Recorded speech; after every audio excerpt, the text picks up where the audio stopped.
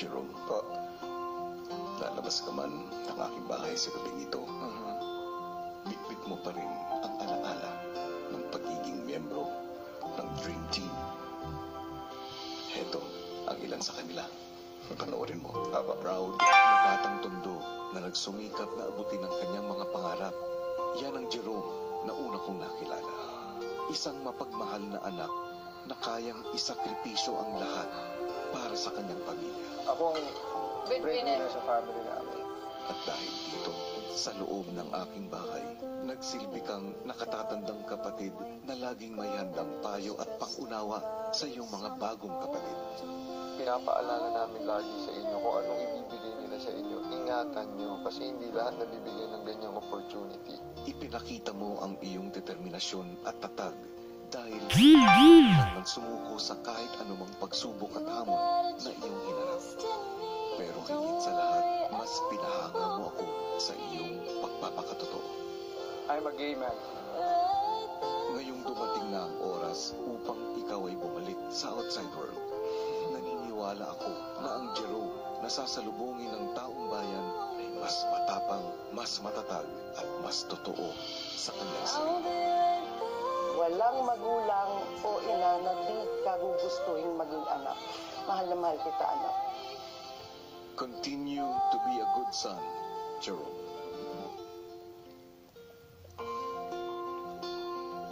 Maraming salamat sa pagbabahagi ng iyong sarili at ng iyong kwento sa loob ng aking bahay. Salamat po. Pero ngayon, maaari ka nang lumabas, Jerome. Salamat kuya. Maraming salamat.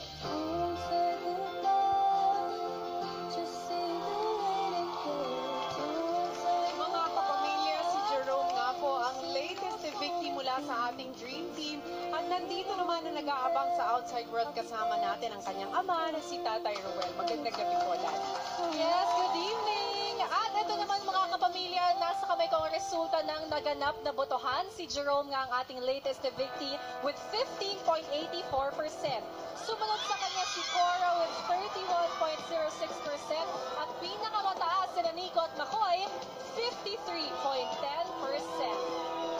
Ngayon naman, salubungin natin ating latest evictee, Robbie.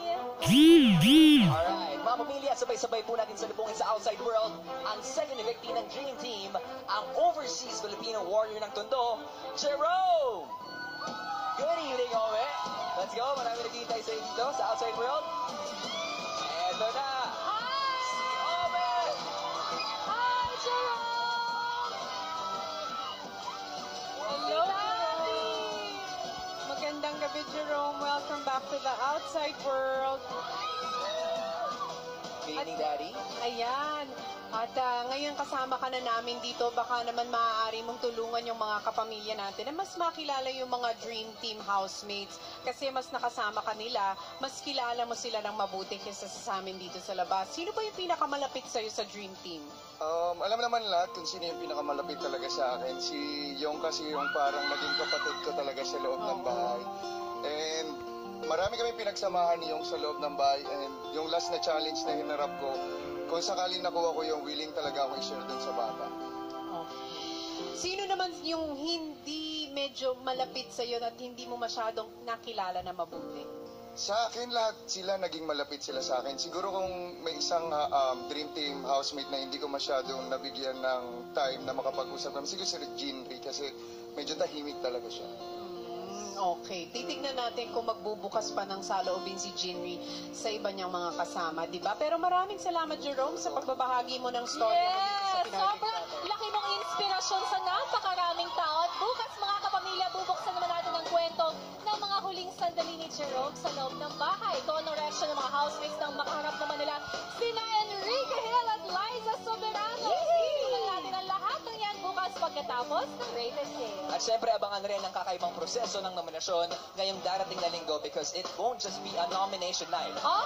But, take note, a nomination week. Subaybayan yan araw-araw sa Pinoy Big Brother Lucky Season 7. Mga kwento ng Dream Team ni Kuya pagkatapos lang ng Greatest Love. Maraming salamat sa pagtutok mga kapamilya dito pa rin sa nag-iisang teleserye ng totoong buhay. At ito ang Pinoy Big Brother Lucky Season 7.